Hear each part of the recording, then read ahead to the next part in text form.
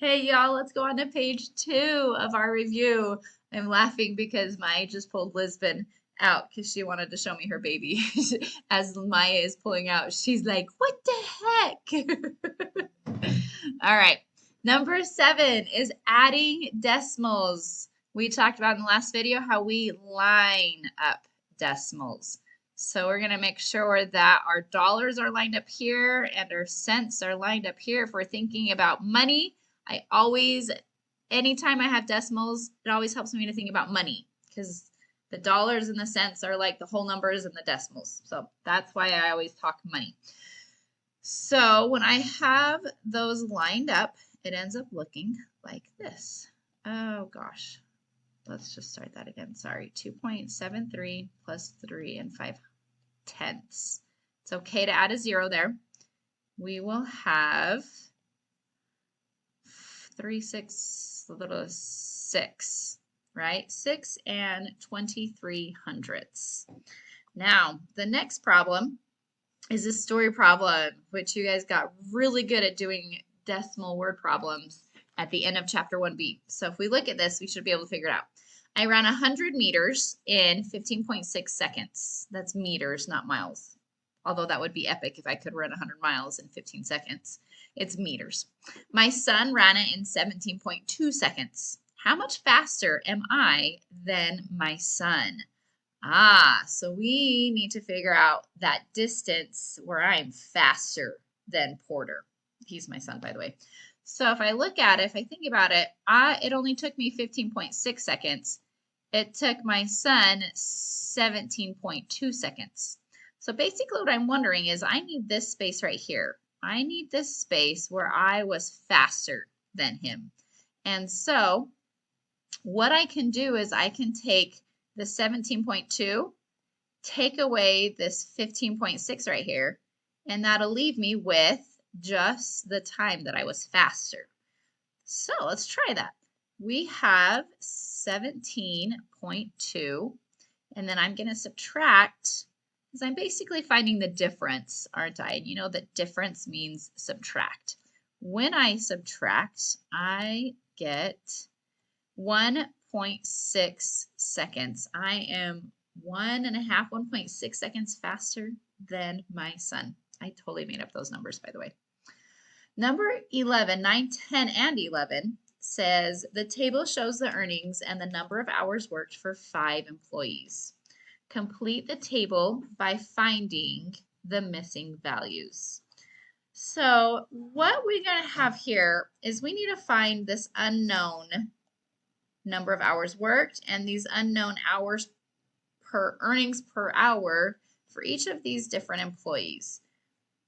So we either probably need to multiply or divide, right? Because we have that per there. We know some of them, at least let's talk about this first one. We know the hours, the earnings per hour. We know that they earn $7.75 per hour.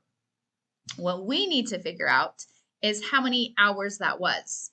They gave us the total, which was 26.35. So anytime we have the total of something, we can divide to figure out what the part is. So with these examples, because we have the total amount, not the amount for just 1 hour, but the total amount, we can divide to find the part. And my phone just went off for Be Real. So we're going to be really awkward in the middle of this picture.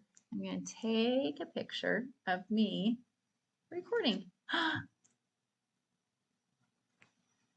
All right, so let's move on and do the actual math for these problems. Remember I told you that when we are dividing, we always put the total first. So we're actually going to start with 26.35 because that's the total. We're going to divide that into how much he earns per hour.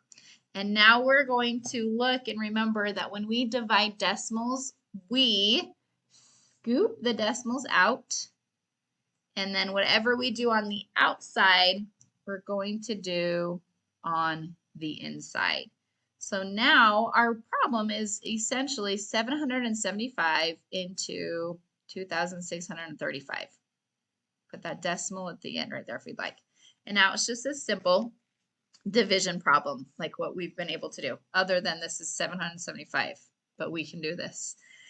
22 and 26 and even 263 are not big enough for this 775. This is a unique situation, isn't it? So we're going to have to choose something even bigger. 2,635 will go into 775. I'm thinking maybe 5 times, but I could be way off. Let's see how off I am. This is 35, 36, 37, 35, 36, 37, 38. Oh yeah, that's too much. We got to go less than that. So 775. Let's try 3. 15, 21, 22, 21, 22, 20, 21, 22, 23. Okay. Ooh, that's close. I'm definitely going with that. So 3.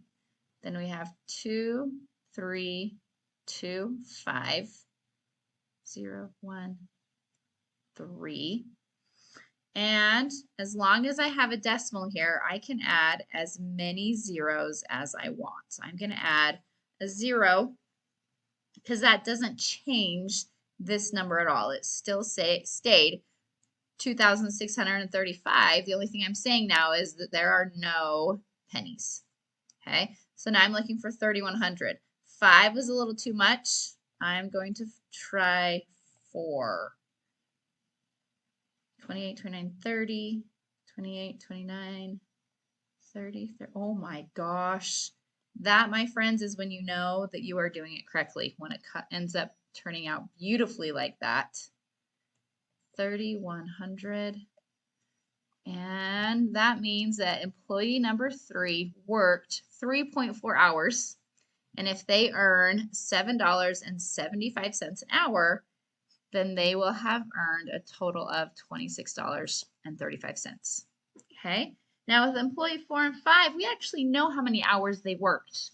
Employee 4 worked 5.5 hours, which gave them a total of $49.50. So we can divide, since we have the total, we're going to start with the total, and we are going to divide, 5.5, we're going to divide by the number of hours worked, and that will give us how much she made in just 1 hour. We're basically taking all that she's made in all of their hours, the $49.50, dividing it between the 5.5 hours, and that will give me how much she earned for just 1 hour. So let's remember that we scoop on the outside, and because we only scooped once, we're only going to scoop once on the inside and bring it straight up. 4 and 49 do not work for 55, but 495 definitely will. That seems like a pretty big number, so I'm going to go with a fairly big number to see if that works. That'll be 44. Ooh, I think that's close. I'm going to try 9 just to see if I could get a little bit closer. That's 45, 46, 47, 48, 49. Oh my goodness, it happened again, my friends. Look at that. Yay! So she earns $9 per hour. It's okay to add a decimal and some cents there. Employee 4 gets $9 per hour. And this is kind of going to be how the test is. If it's not a pretty number and it's kind of weird and going on forever, erase, give it some time, come back to it, try it again. So employee 5 made a total of $60. That's why we're putting in the dividend. It's the total. And they worked only 2.5 hours. And they made the most. They must make more than $9 an hour because they earned more money than either employee 4 or 5, but they worked less hours than the other 2. Wow, lucky. All right, well, let's solve it.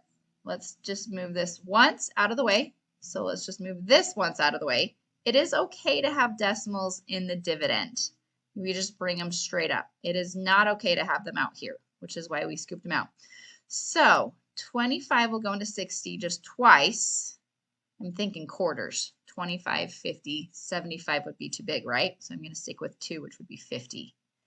And that would leave me with 10. Bring down the 0. 25 will go into 4. And 25 will go into 100 4 times because 4 quarters is 100. And if I want, I could bring down that 0. But because it's after the decimal, it's not really going to do anything. Wow, we were right. They make $24 an hour. Very cool. My guess is that this person graduated from high school and most likely graduated from college. So stay in school, work hard in math, and you will get $24 an hour instead of $7 or $9 or $10 an hour. Okay, that I believe was page number 2. So follow along in my next video and I will see you there. Maybe if I can pause.